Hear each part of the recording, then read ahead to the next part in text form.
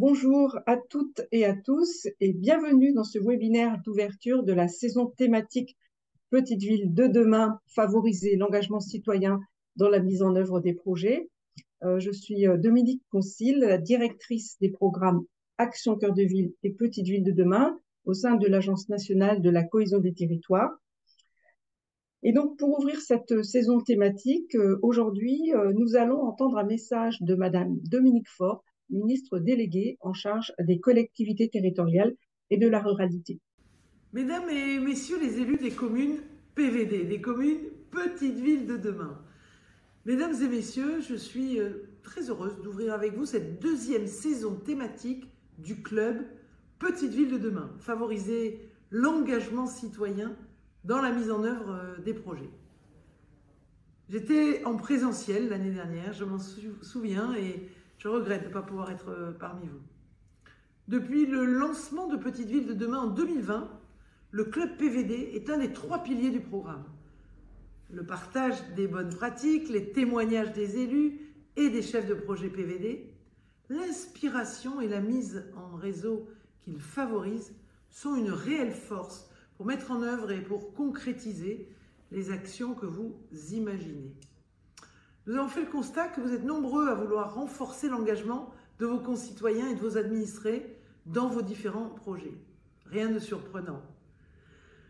Que ce soit pour un diagnostic urbain, que ce soit pour alimenter la phase de conception opérationnelle d'un projet, ou encore pour le construire collectivement, ce projet, la participation, l'engagement de tous sont une véritable ressource et richesse sur laquelle il est bon de s'appuyer. Afin de faciliter l'association de la société civile, un accompagnement de l'ANCT, notre agence, un accompagnement de partenaires, la mobilisation d'outils et de méthodes peuvent être des leviers utiles et des leviers intéressants sur lesquels vous pouvez vous appuyer. Comment associer les citoyens au projet de territoire? Comment le faire vivre? Comment le déployer? Par quels moyens impulser une dynamique citoyenne? Ce sont toutes ces questions qui sont abordées tout au long de cette saison thématique que nous avons souhaité au cœur de nos engagements, au cœur de vos engagements. Depuis le lancement du programme, vous avez associé les habitants de vos communes. Vous êtes 80% à avoir signé vos conventions cadres, ce qui engage la phase opérationnelle du programme PVD. J'ai souhaité que cette semaine thématique soit construite pour vous accompagner, pour outiller, mais également pour vous retrouver entre élus. Parmi de nombreux rendez-vous numériques, un rendez-vous en présentiel que je vous recommande fortement sera l'atelier In Situ qui se déroulera à Pélussin, dans la Loire, les 26 et 27 mars prochains. Pour terminer et avant de vous souhaiter de belles journées d'échange et de partage, je voudrais vous faire part d'une initiative que j'ai souhaitée pour vous.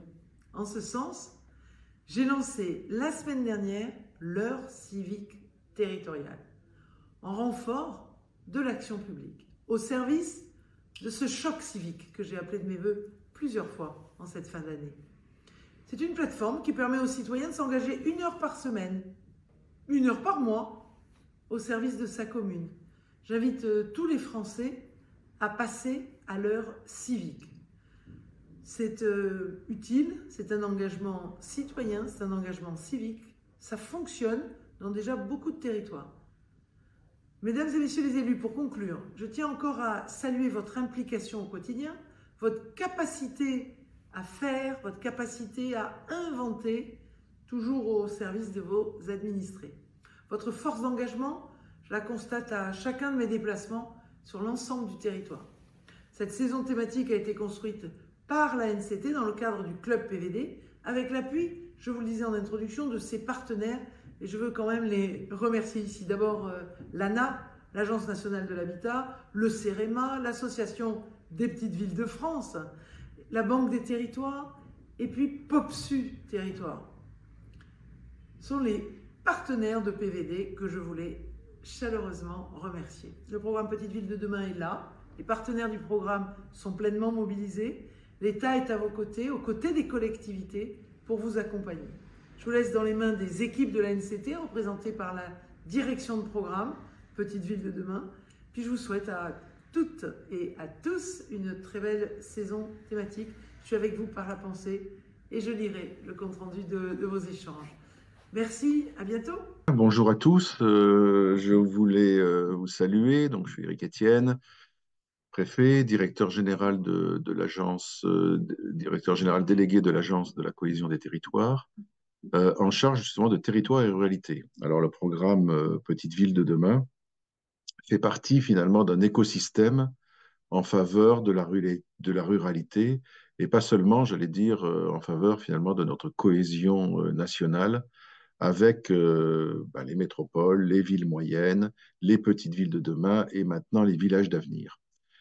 Il faut penser naturellement ce programme comme une sorte d'écosystème dans lequel, à travers par exemple les maisons France Service qui existent déjà sur tout le territoire, à travers l'emploi qui est créé grâce aussi aux initiatives sur les territoires d'industrie, tout cela doit redynamiser notre tissu local, notre tissu non seulement associatif, mais surtout municipal, local, et je salue naturellement les maires qui sont, et les élus qui sont à la tête de cette redynamisation et aux manettes pour faire vivre cette vitalité communale. Je salue également tous les chefs de projet qui sont là et toute l'équipe naturellement de Petite Ville de demain qui a beaucoup œuvré, Dominique Concile, Emmanuel Lebris, Julie Rago, qui sont là pour vous accompagner au sein de l'agence. Et puis, naturellement, tous les chefs de projet aujourd'hui qui sont sur le territoire. Vous le savez, 1600 petites villes de demain aujourd'hui labellisées. Les conventions sont pratiquement toutes signées au moment où je vous parle et les programmes ont débuté. Pour cela, vous avez les uns et les autres des chefs de projet qui, j'espère, sont connectés avec nous dans ce webinaire pour être des facilitateurs. Bien évidemment, sous l'autorité du maire, le programme se veut en bon français, comme on dit toujours, bottom-up, c'est-à-dire qu'ils partent d'en bas du terrain pour être accompagnés par l'État, mais également en lien avec le préfet, vous savez, qui est le délégué territorial de l'agence sur le terrain. Tout doit passer, effectivement, les demandes. On n'est pas encore au guichet unique, mais on y arrive par le préfet pour aider, effectivement, à ce que ces projets puissent sortir de terre, émerger et faire de nos villes des villes qui, demain, puissent assurer une transition écologique, une transition démographique, une transition économique, faire face à tous ces enjeux qui s'ouvrent devant nous et que les gens de terrain connaissent sur le bout des doigts. Euh, à travers cela, renforcer le socle de services, revitaliser les centres-bourgs, assurer ces transitions, c'est naturellement se confronter à des problèmes extrêmement concrets. Des problèmes de maisons abandonnées, parfois squattées, de friches industrielles ou carrément domestiques qui sont sur vos terrains, à la difficulté de faire vivre le commerce local, à assurer la sécurité du quotidien. Je pense que les villes doivent être sûres et sécures pour que les gens s'y sentent également bien et puissent consommer et puissent vivre paisiblement dans ces villes. Et puis, toutes les difficultés face aux droits de la propriété, des fois, face aux logements vacants, face aux friches industrielles, j'en ai parlé, au commerce défaillant. Donc, tout cela doit être travaillé. C'est le projet de l'élu. En fonction, vous avez une boîte à outils qui est ouverte par l'agence de la cohésion des territoires. Et il faut piocher à l'intérieur, à travers le chef de projet, les solutions qui sont les plus innovantes et surtout les plus adaptées à votre territoire, aux problématiques. Tous les problèmes ne se concentrent pas forcément dans les villes, mais en tout cas, un certain nombre d'entre eux peuvent s'y trouver. Et donc, il faut naturellement, à travers le parangonnage, à travers l'échange de bonnes pratiques, comment faire pour dépasser ces difficultés. Alors, je sais qu'au moment où j'introduis les choses, le mandat municipal est déjà largement entamé. Je connais bien les choses. Et il faut toujours, naturellement, entendre les citoyens, puisqu'aujourd'hui, cette discussion se fait à travers la parole des habitants pour co-construire les projets. Alors, certains projets sont déjà bien co-construits, mais pour les faire aboutir, vous savez, il ne faut pas négliger non plus la parole citoyenne. Et donc, j'espère que ce webinaire va permettre, là aussi, à travers les témoignages qui vont être donnés tout au long de cette heure de webinaire, vont permettre de donner les bonnes pratiques et de donner les bons conseils à ceux qui n'auraient pas encore eu les clés, toutes les clés. Bien évidemment, ces webinaires continuent dans le cadre du Club Petite Ville de demain. Nous aurons bien évidemment aussi une formation adaptée grâce au partenariat avec le CNFPT, entre l'agence et le CNFPT, pour former les chefs de projet ou compléter la formation, parce que beaucoup d'entre eux sont déjà à pied d'œuvre et n'ont pas attendu ce jour pour commencer à travailler intelligemment avec les maires d'une seule chose: soyez en proximité, soyez réactifs. Il faut que les projets sortent pour que nos villes demain soient vraiment les plus agréables et les plus vivables possibles. Voilà les quelques mots que je vous ai adressés en ce début de webinaire, et je vous souhaite à tous une bonne continuation. Merci. Alors, nous remercions Éric Etienne, qui est le directeur général délégué territoire et ruralité à l'ANCT, pour son intervention. Nous remercions aussi Madame Dominique Faure, la ministre déléguée en charge des collectivités territoriales et de la ruralité. Alors, je vous précise que pour ce webinaire consacré à la participation citoyenne, nous aurons différents intervenants. Mathieu Angotti, qui est le conseiller expert territoire en commun au sein de l'Agence nationale de la cohésion des territoires. Nous entendrons également Mathieu Chanel, qui est le conseiller délégué à la culture de la commune de Guichen-Poréan en Ille-et-Vilaine, en Bretagne. Séverine Bonin et Oliveira, qui est maître de conférence en aménagement et urbanisme à l'université d'Aix-Marseille. Et puis Pierre-Yves Guilleneuf, qui est le délégué général à l'Institut de la concertation et de la participation citoyenne. Alors, pour ce webinaire, nous avons prévu deux ateliers, deux temps. Dans un premier temps, nos différents intervenants reviendront sur les enjeux en matière de participation citoyenne, et ensuite, nous présenterons les leviers et les acteurs à mobiliser dans vos différents territoires. Alors, j'espère que votre connexion Internet se passe bien, ce qui n'était pas forcément notre cas ici à la NCT en tout début de webinaire. Un petit conseil aussi pratique avant de démarrer. Pour que le webinaire se passe dans de bonnes conditions, n'hésitez pas à nous signaler tous les problèmes techniques ou autres remarques en utilisant le chat qui est en bas de votre écran. Et vous pouvez bien sûr aussi nous poser des questions dans l'onglet questions-réponses en bas de votre écran. Alors, première table ronde tout de suite, quels sont les enjeux pour les petites villes de demain en matière de participation citoyenne? Pour débuter ce deuxième temps, nous vous proposons en effet de revenir sur les enjeux en matière de participation citoyenne, les enjeux auxquels sont confrontées les petites villes. Et donc, je vais me tourner vers Monsieur Chanel. Monsieur Chanel, vous êtes conseiller délégué à la culture dans la petite ville de demain de Guichen-Poréan, en Ille-et-Vilaine, une commune de 9000 habitants dans le département, donc dans ce département de Bretagne. Ma première question pour vous, Monsieur Chanel, sera donc: en tant qu'élu, comment avez-vous appréhendé la question de la participation citoyenne dans votre commune et quels sont les enjeux auxquels vous avez été confronté concernant cette thématique? C'est à vous, Monsieur Chanel. Bonjour. Les enjeux de la concertation, on les a eus dès la mise en place de notre équipe. Après les dernières élections municipales, on avait deux axes assez forts qu'on avait mis dans notre programme. C'était retravailler la gouvernance de la commune, comment sont les prises de décision. Et avec en question un peu liminaire, c'était de comment redonner aux habitants l'envie de s'investir dans la vie de la cité. Donc ça, c'était un grand axe. Et le deuxième grand axe, c'était de mettre la transition écologique, d'en faire une thématique transversale à tous les projets qu'on avait envie de mener. Et c'est dans ce cadre-là, en fait, qu'on a commencé à rencontrer des acteurs pour voir comment on pouvait mettre ça en place sur notre commune. Et on a croisé le chemin de la NCT à ce moment-là sur le programme Territoire en commun, qui était sur construire une politique culturelle de territoire en lien avec les habitants. Et comme nous, on avait aussi une partie de notre programme qui était sur la redynamisation des centres-bourgs de la commune. On a une petite particularité, c'est-à-dire qu'en fait, on a deux centres-bourgs dans notre commune qui sont distants à peu près de 3 km l'un de l'autre. Et on avait aussi de forts enjeux sur voilà, refaire venir des commerces, redonner aux habitants l'envie de se promener dans les centres-bourgs. Donc en fait, l'accompagnement NCT, on l'a couplé avec le même cabinet d'urbanisme culturel qui accompagnait la NCT.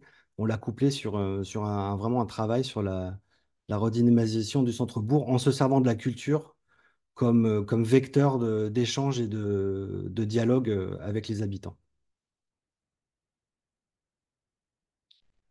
Et donc, l'enjeu dès le départ était vraiment de pouvoir faire de la concertation le plus possible. Mais et après, sur les enjeux, nous, on se rend compte que c'est pas le tout de faire de la concertation. Après, l'autre enjeu, c'est comment après on décide. Parce on ne peut pas être tout le temps, mettre tout le monde d'accord sur des sujets. Et là, aujourd'hui, on essaye encore de trouver des méthodes pour pouvoir prendre des décisions sereines qui prennent en compte tous les avis, mais qui forcément déplaisent à certains.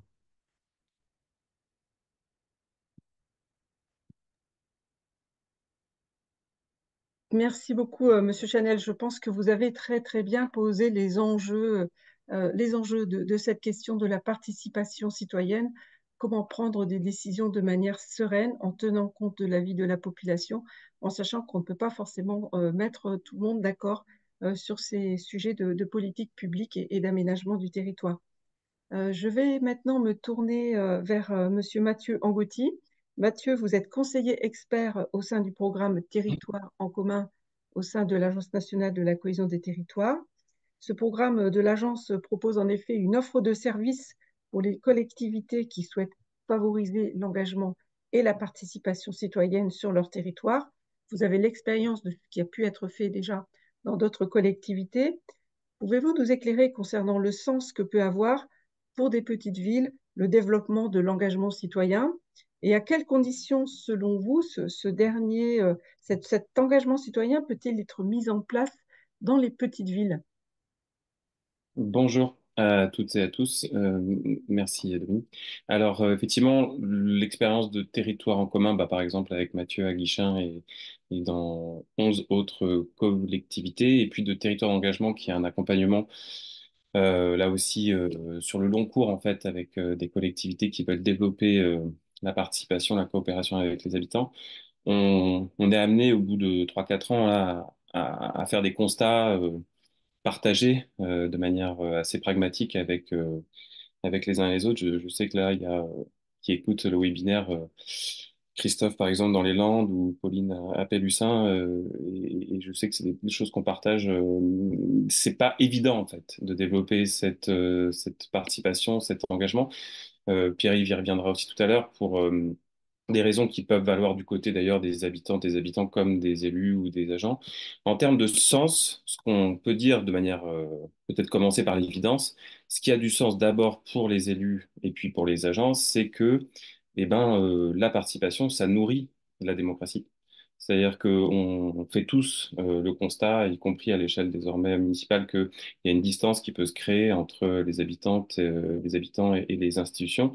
La démocratie participative, la participation des engagements, c'est une façon, des habitants, c'est une façon de renourrir, de nourrir la vitalité démocratique, de nourrir la cohésion sociale, créer du lien, recréer des forces voilà, de cohésion. Et puis, ça produit des choses en termes d'imagination, de créativité. On sent bien que dans l'écoute, dans le dialogue avec les habitantes et les habitants, bah, on peut avoir des idées nouvelles et qui soient pas juste nouvelles, qui soient aussi adaptées aux besoins des personnes qui contribuent.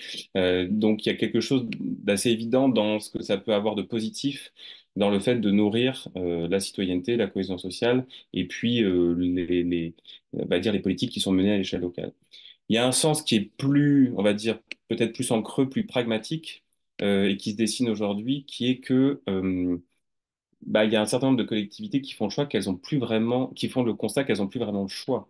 C'est-à-dire que il y a des enjeux, notamment de transition environnementale, qui sont tellement complexes et qui remettent en fait en question tellement le quotidien, les habitudes ou le cadre de vie des habitants que imaginer aujourd'hui faire sans eux, sans elles, Imaginez ne pas associer les habitants quand il s'agit d'aménagement, je sais pas, sur des questions de mobilité, sur des questions d'énergie, sur une question de gestion de l'eau ou de biodiversité ou de gestion des déchets. C'est très compliqué de le faire sans les habitants parce que c'est compliqué en soi et qu'il faut pouvoir miser sur les contributions des uns et des autres. D'autant plus que aujourd'hui, l'autre constat que tout le monde fait, c'est que l'information circule extrêmement vite et extrêmement librement. Et donc, cette fluidité de l'information à travers bah, notamment les réseaux sociaux ou les différents médias dont on dispose fait que croire qu'on va pouvoir mettre en place un projet discrètement, mettre les habitants devant le fait accompli, quand bien même ça aurait du sens, c'est quasiment devenu impossible en fait.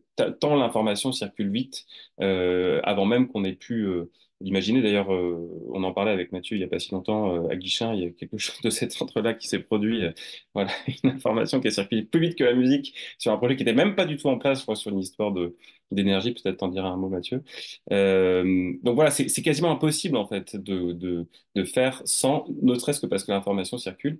Et puis voilà, d'éviter par pragmatisme de nourrir la défiance, de nourrir les malentendus, les colères potentielles. Donc voilà, pour des côtés positifs de vitalité comme des côtés plus pragmatiques de nécessité, le sens de l'engagement et de la participation devient très présent dans l'esprit des élus et des agents. Sur les conditions, comment on fait pour que ça fonctionne, alors il n'y a pas évidemment de formule magique. Les constats qu'on a pu faire avec les élus, avec les agents au fil de l'eau, c'est que euh, ça nécessite pour les élus d'un côté comme pour les agents de l'autre euh, une capacité à remettre un petit peu en question, ou du moins remettre en jeu ces façons de travailler habituelles, ces usages établis. Pour les élus, ça signifie, et parfois même avec de la formation à la clé, parce que c'est pas toujours une évidence, être en capacité de se projeter vers les habitants, d'être une force de médiation ou d'intermédiation entre les habitants et même différentes parties prenantes, en fait, des habitants, des collectifs, des associations, des acteurs privés, des acteurs publics. Donc cette capacité d'aller au contact, de nourrir un dialogue constructif, ça c'est quelque chose qui est très fort. Alors, bien sûr, des élus ont l'habitude d'être au contact avec des habitants sur des logiques de liens quotidiens. Mais là, c'est un peu plus que ça. C'est nourrir du dialogue, nourrir des capacités d'intelligence collective.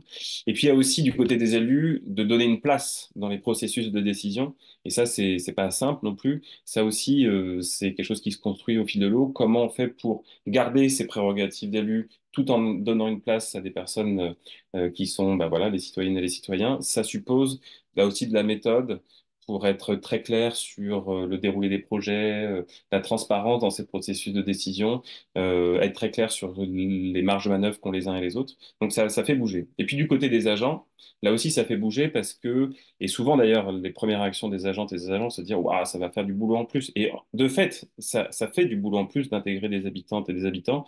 Et donc là aussi, ça suppose pour pas que ce soit, ça étouffe, bah, des capacités d'animation, des compétences en fait à développer, d'animation, de gestion de projets un peu compliqués. Ça suppose aussi de développer de la transversalité en interne, de la coopération entre institutions.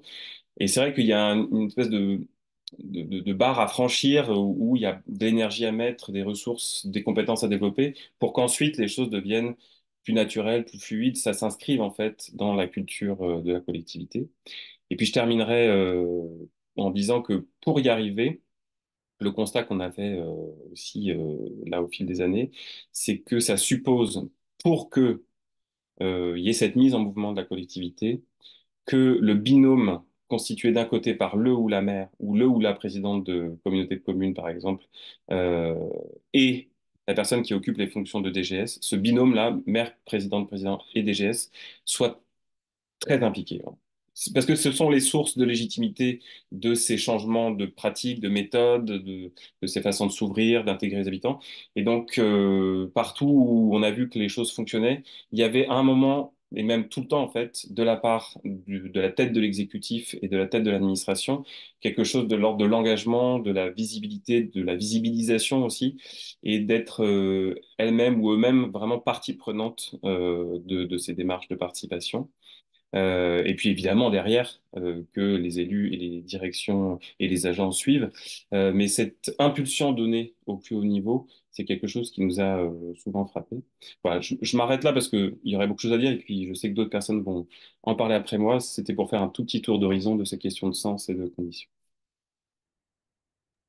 Merci Mathieu Angotti, donc de l'Agence nationale de la cohésion des territoires pour son intervention. Donc on retient que la participation citoyenne, bien sûr, c'est compliqué, mais la participation, c'est aussi ce qui nourrit la démocratie et c'est ce qui permet peut-être aussi d'éviter la défiance que peuvent parfois ressentir nos concitoyens face à certains projets d'aménagement public. Alors pour poursuivre cette première partie sur les enjeux pour les petites villes de demain, les enjeux de la participation citoyenne. Je vous propose de passer la parole à Pierre-Yves Guilhéneuf. Pierre-Yves, vous êtes le délégué général de l'Institut de la concertation et de la participation citoyenne. Ce réseau, c'est un réseau de praticiens, un réseau de praticiens de la démocratie participative en France. Et votre institut propose un accompagnement aux groupes d'agents, mais aussi aux élus des collectivités, afin de réfléchir aux questions participatives à des échelles de territoire qui sont spécifiques. Est-ce que vous pourriez nous présenter les recommandations que vous faites, les recommandations issues de votre expérience, les recommandations qui vous semblent importantes pour favoriser l'engagement citoyen dans les territoires? Oui, merci. Bonjour à tous. Je vois qu'il y a un petit changement dans le programme qui est annoncé, mais je vais effectivement prendre la parole et puis Madame Bonin-Oliveira la prendra, j'imagine, après. Oui, je peux vous faire quelques recommandations. Je vais vous faire trois recommandations qui sont tirées de l'expérience de notre réseau, comme vous l'avez dit, qui rassemble environ 2000 praticiens de la participation citoyenne en France. Mais ces recommandations, elles n'engagent évidemment que moi. Alors, la première recommandation, je dirais, c'est d'être réaliste. Pourquoi réaliste?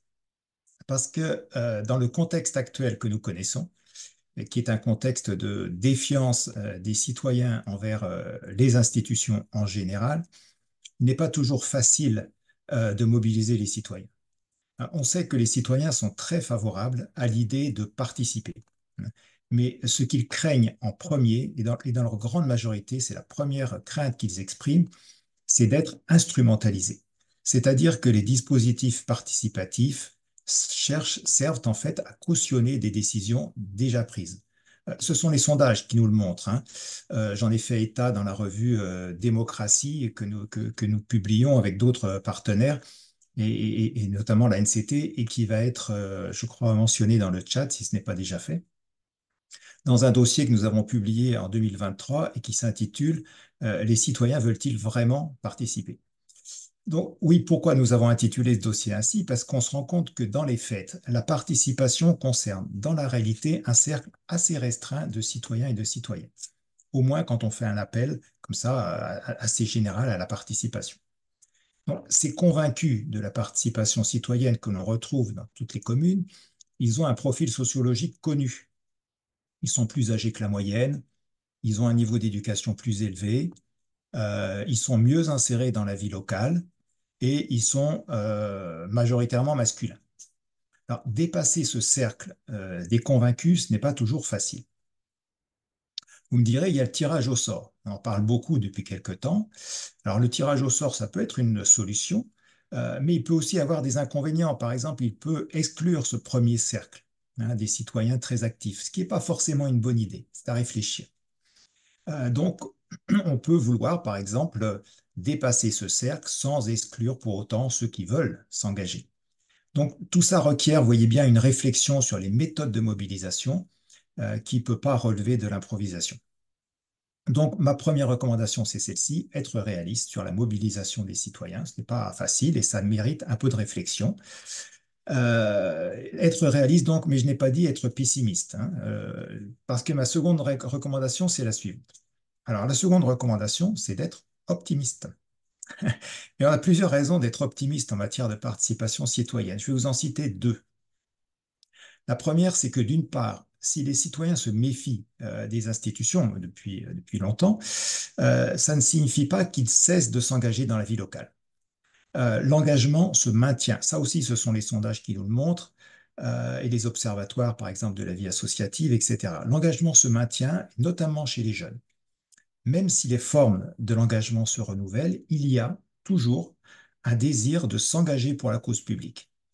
Alors, je dis bien un désir de s'engager pour la cause publique et non pas de s'engager pour la seule défense de son intérêt particulier, même si cette motivation existe aussi, bien sûr. Deuxième raison d'être optimiste, c'est que les bénéfices de la participation peuvent être très sensibles. Mathieu Angotti l'a déjà mentionné, mais il faut dire que ces bénéfices sont souvent sous-estimés. Moi, ce que j'entends quand je rencontre des élus sur le terrain, j'entends beaucoup de craintes. Les élus formulent des craintes, par exemple, susciter des espoirs qu'ils ne pourront pas satisfaire, perdre du temps, voir leurs opposants transformer les réunions en tribunes politiques, etc. Bon, ces craintes, elles ne sont pas infondées. La réalité nous montre que ce sont des réalités. Mais ces craintes, elles peuvent trouver des réponses par la méthode.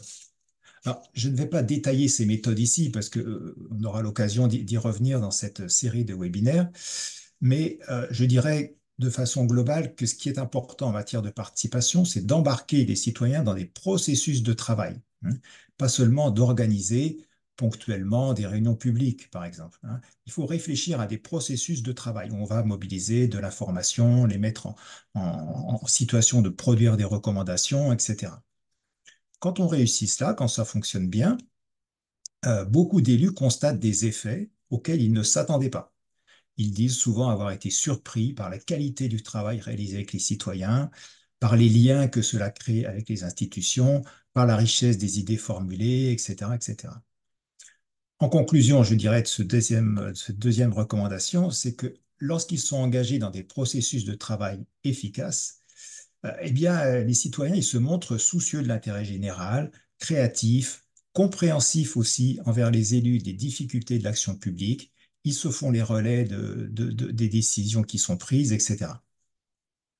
Donc, il faut donc s'engager dans ces processus avec une certaine lucidité, mais aussi avec confiance dans les processus de travail. Donc, vous me voyez venir, je dirais confiance dans les processus de travail, ça veut dire qu'il faut y mettre, comme le disait aussi Mathieu Angotti tout à l'heure, un peu de méthode. Alors, ma troisième recommandation, et je vais m'arrêter là, elle concerne précisément les méthodes. La méthode, elle est indispensable au niveau de la mobilisation des citoyens, comme au niveau de l'organisation des processus de travail avec eux, des processus participatifs. Alors, une bonne nouvelle, c'est quand même qu'il y a une ingénierie de la participation qui existe, qui s'est développée, qui s'est même un peu stabilisée depuis au cours des dernières années, et qui est facilement disponible finalement.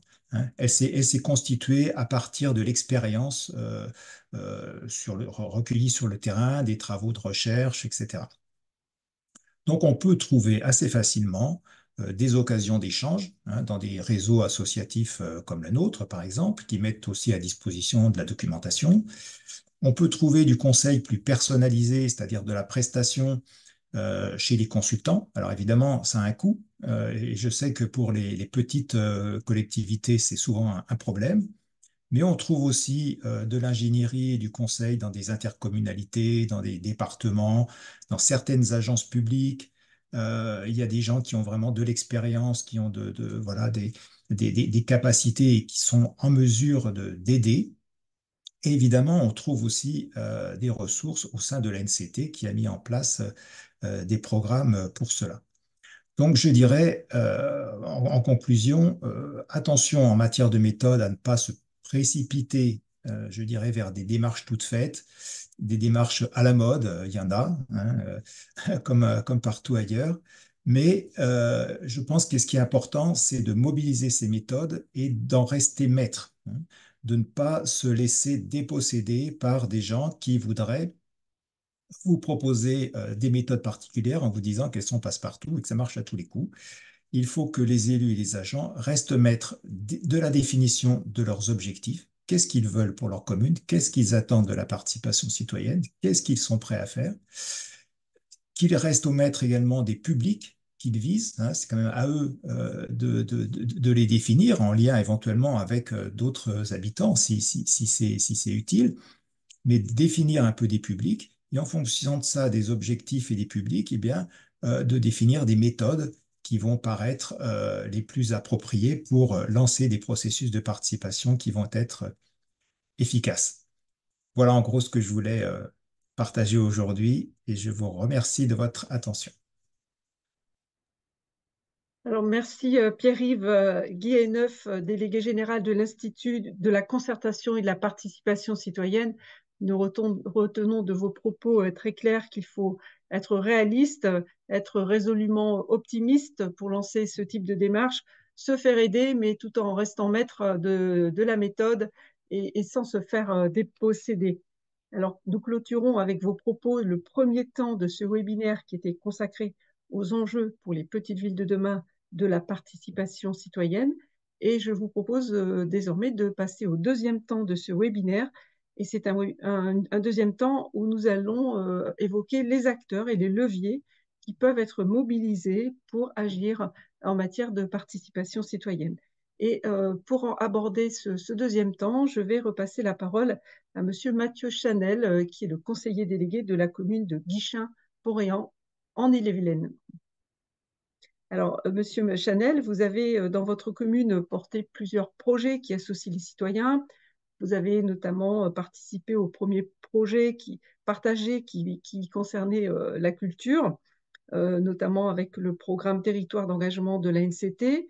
Vous avez été accompagné afin d'élaborer un plan d'action culturelle participatif avec l'appui d'ailleurs de 2 agences d'urbanistes culturels. Pouvez-vous nous en dire davantage et quel autre projet en lien avec la participation citoyenne avez-vous mené sur votre territoire? Alors, oui, effectivement, on a travaillé. Alors, sur la partie culturelle, on a travaillé avec deux cabinets, Questa et Eusopa, qui avaient été choisis par la NCT pour nous accompagner. Ça a été plus d'un an d'accompagnement sur le terrain par ces cabinets-là. On a commencé par à peu près 4 5 mois d'une enquête collective, en fait, pour pouvoir dresser un portrait du territoire, un portrait collectif du territoire sur plusieurs enjeux, euh, comme on couplait culture et redynamisation des centres-bourgs, donc sur plusieurs enjeux, la mobilité, la jeunesse, l'environnement, le cadre de vie, enfin voilà, des enjeux vraiment assez pragmatiques, dont on avait besoin de se faire une idée sur le territoire.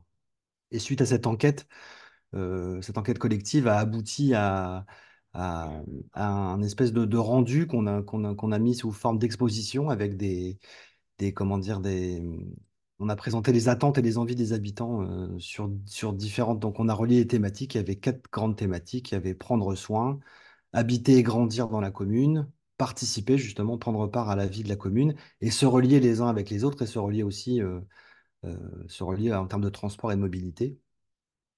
Et cette grande enquête a donc été partagée avec les habitants et on a invité les habitants à venir donner leur avis sur ces grandes thématiques qui avaient été mises en lumière par l'enquête collective. Et c'est eux qui ont amendé en votant sur les projets qui leur semblaient les plus importants à mettre en œuvre au cours du mandat. Donc, suite à ce vote, hein, c'est une exposition qui a tourné dans pas mal de lieux de la commune, dans le cinéma, dans les bureaux de vote au moment des élections, à la mairie, dans la salle de spectacle de la commune.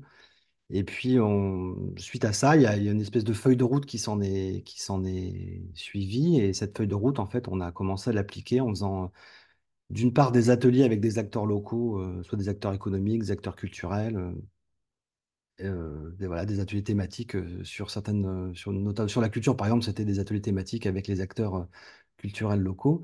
Et puis, on a aussi mis en place des expérimentations à l'échelle 1, c'est-à-dire on a travaillé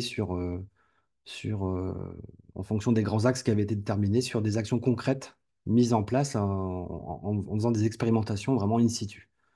Donc par exemple, on a une expérimentation, on a une chapelle désacralisée sur un domaine qui est en zone d'aménagement concerté. Le programme est encore en cours de construction. Et ce lieu, on ne savait pas quoi en faire. Cette chapelle était murée depuis des dizaines d'années.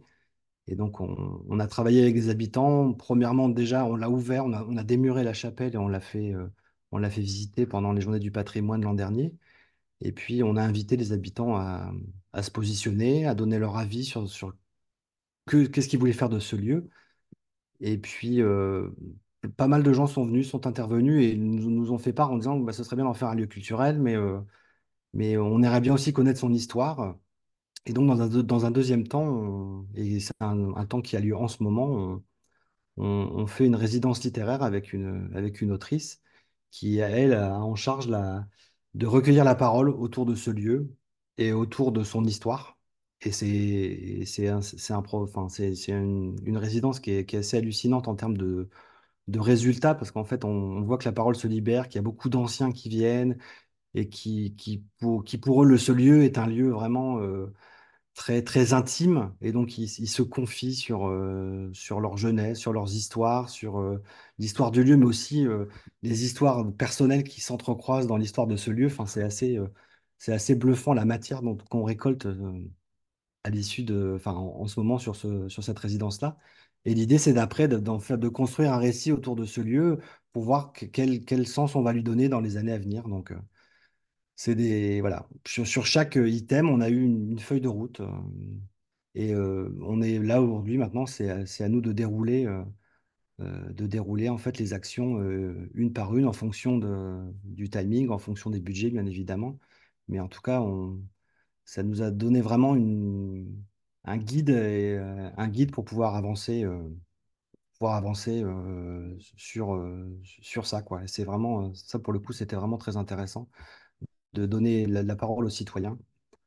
Euh, et puis, euh, et puis d'autres, enfin, de ce dont parlait Mathieu tout à l'heure, c'est vrai que moi, je porte en tout cas les méthodes de décision par intelligence collective. Je porte ça depuis très longtemps dans le cadre de mon travail et j'avais vraiment envie de former mes collègues élus sur ça. Donc, dès qu'on a été élu, moi, j'ai lancé un cycle de formation pour que chacun se forme, qu'on ait une espèce d'acculturation commune en tout cas, la prise de décision par intelligence collective, ou en tout cas, enfin, une première approche de l'intelligence collective, et pour que ça commence à infuser, qu'on ait des réflexes après, à chaque fois que quelque chose se présente, une situation se présente, on se dit, tiens, comment on peut, avec l'intelligence collective, résoudre ce problème? Et c'est vrai que on a, on avait fait face à deux espèces de conjonctions d'alignement de planètes l'an dernier. Il y a d'une part les services de l'État qui ont déterminé sur la cartographie IGN les zones de potentiel éolien et en mars de la même année, on a eu la loi dite d'accélération des zones énergétiques.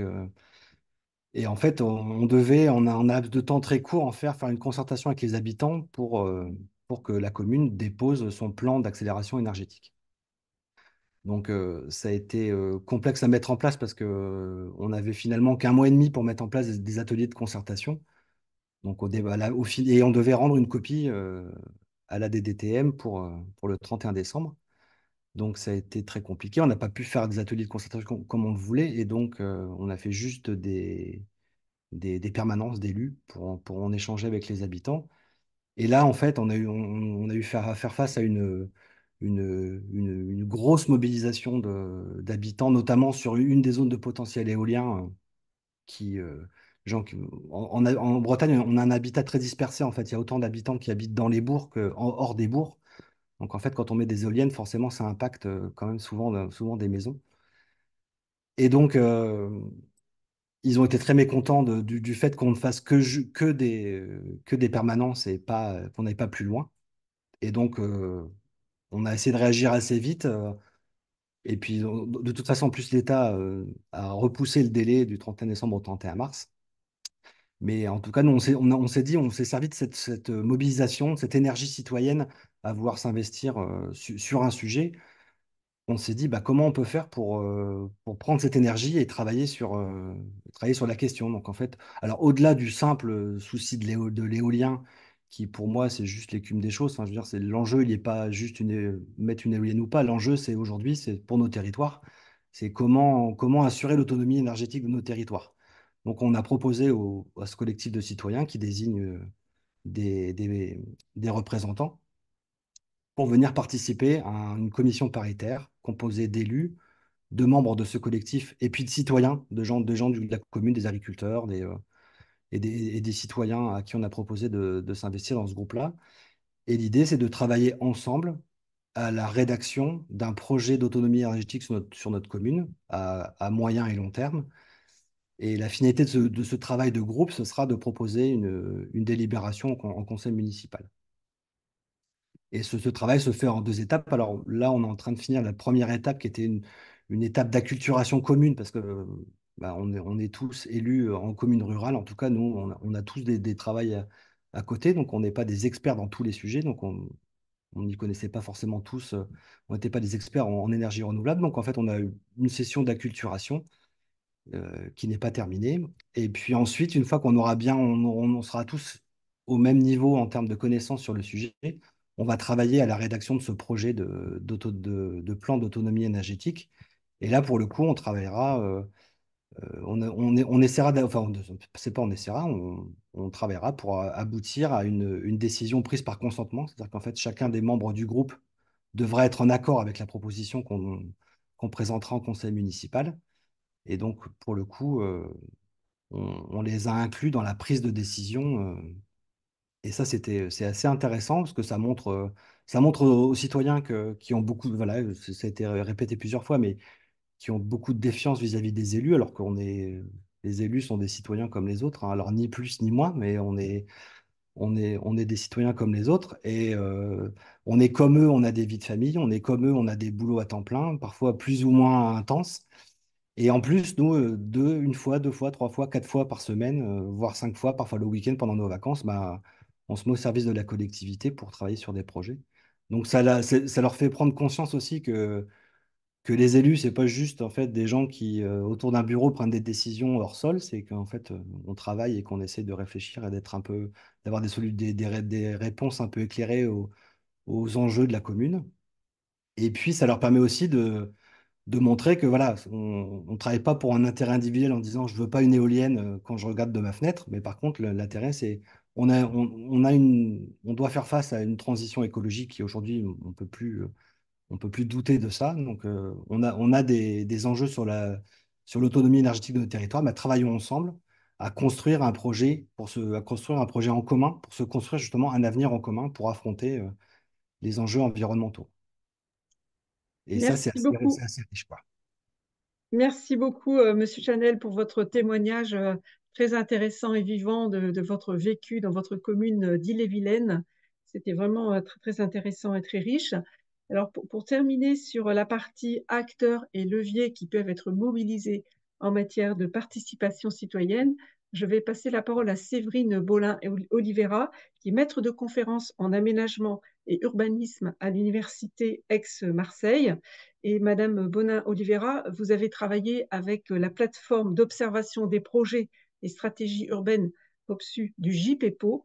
Vous avez travaillé sur un projet qui concernait la ville de Volonne, un projet de requalification du centre-bourg qui était labellisé écoquartier et quartier durable méditerranéen, un projet où se sont développées une multitude d'initiatives qui étaient portées par les habitants.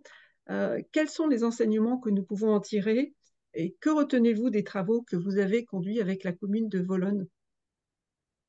Merci beaucoup. Donc, pas simple de passer après tout le monde. Il y a beaucoup de choses qui vont faire écho et bon, c'est tant mieux.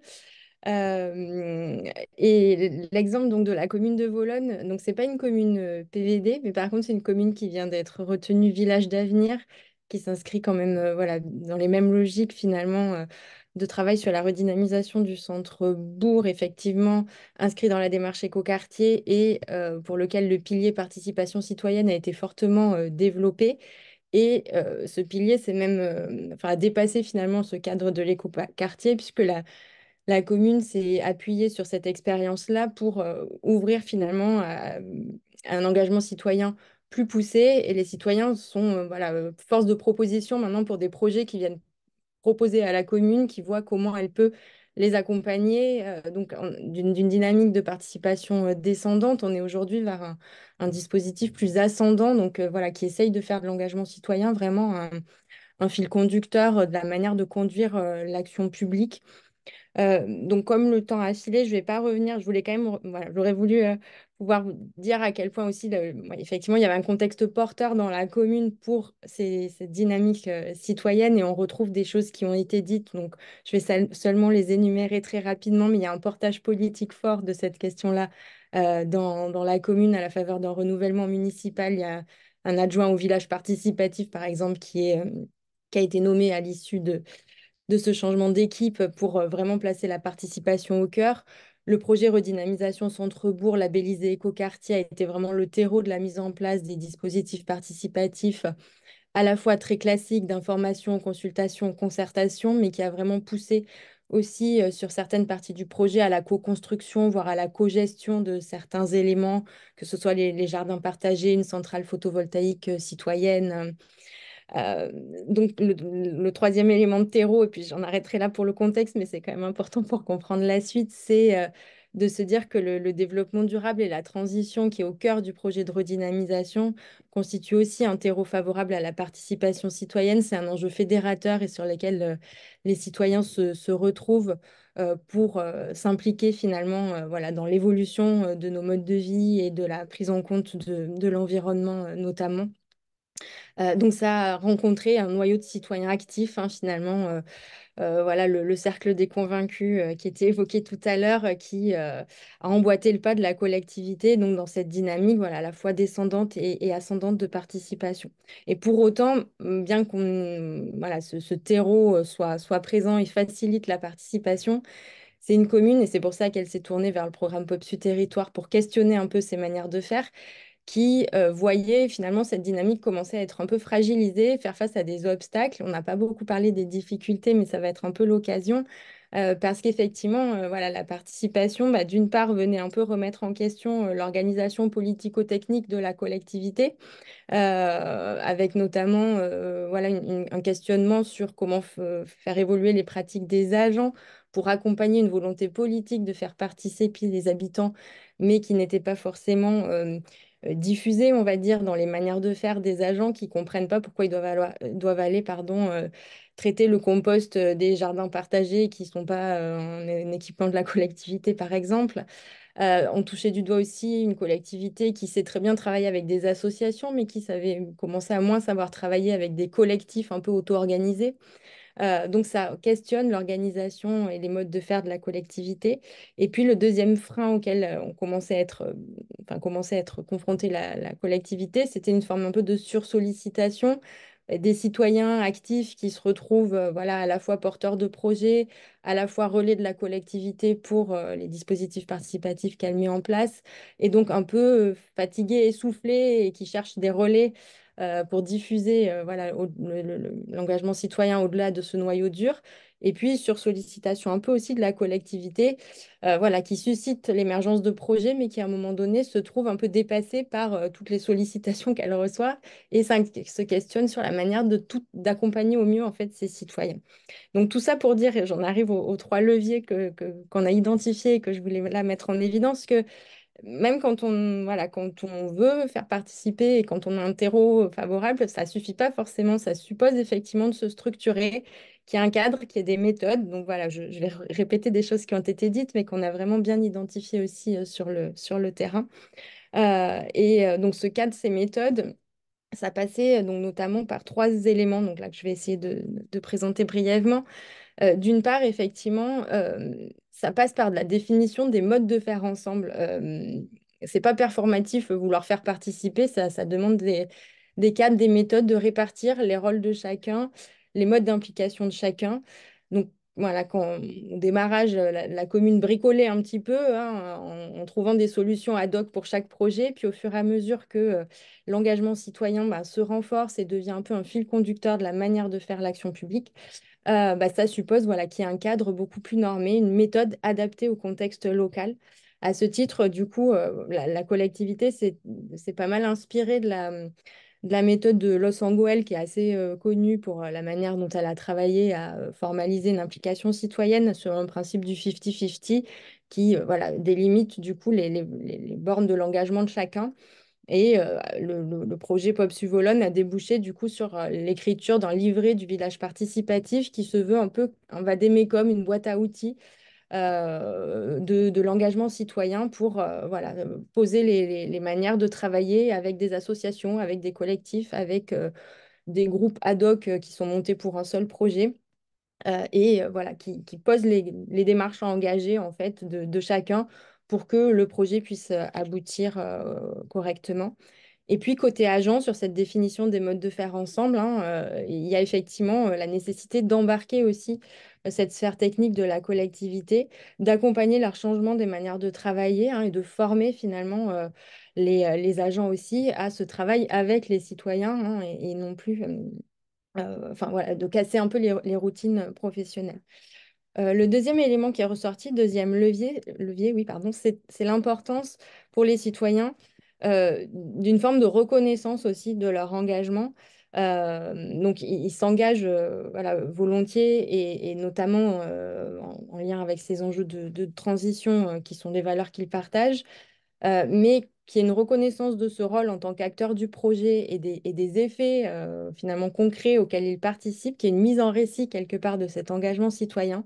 C'est quelque chose qui était ressorti aussi des ateliers participatifs justement qu'on a fait en matière de recherche avec ces porteurs de projets, voilà, qui appelaient de leur vœu finalement voilà, qu'on donne à voir ce à quoi ils contribuaient pour susciter l'adhésion et la participation d'autres citoyens également. Donc un travail sur, voilà, sur la signalétique, sur un prix de l'engagement citoyen, sur la présence des élus à leurs événements, sur des forums d'initiatives citoyennes, une maison des initiatives citoyennes. Bon, les pistes ont été nombreuses à émerger de nos échanges, en tout cas pour aider la collectivité aussi à travailler sur ce champ-là. Pas prendre pour acquis que les citoyens participent, mais aussi reconnaître ce qu'ils peuvent apporter. Et le dernier point, j'espère que je ne suis pas trop longue, c'est la question de l'accompagnement et de l'ingénierie, effectivement, qui est également ressortie comme devant être posée. Être aidé, ça apparaît comme une nécessité pour la collectivité, que ce soit pour structurer les démarches, pour faciliter le suivi, le portage au long cours. Ça a été dit, il y a des réponses dans l'accompagnement par des professionnels qui se structurent. Mais ce qui est ressorti aussi de l'exemple de Vologne, c'était l'importance d'avoir quelqu'un en interne, qui n'est pas facile pour des petites collectivités, mais qui donne une cohérence à l'ensemble en fait de la démarche. C'est pas de l'accompagnement au coup par coup, projet par projet, mais vraiment un accompagnement au long cours de cet engagement citoyen en lien avec la collectivité et qui sert aussi à mettre de l'huile dans les rouages entre élus, agents, citoyens, d'avoir quelqu'un d'identifié et donc plutôt en interne qui apparaissait comme une nécessité. J'en resterai là étant donné le temps qui a défilé.